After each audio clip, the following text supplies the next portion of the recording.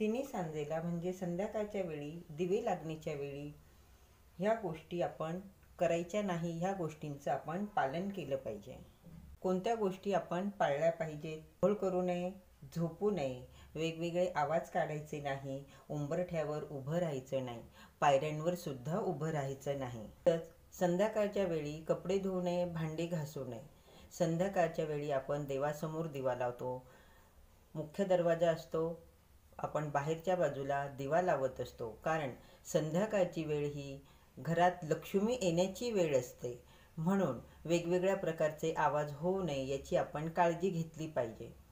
तिन्ही सांजेची वेळ म्हणजे संध्याकाळी 6:30 ते 7:30 ह्या वेळेतच आपण देवासमोर दिवा लावतो.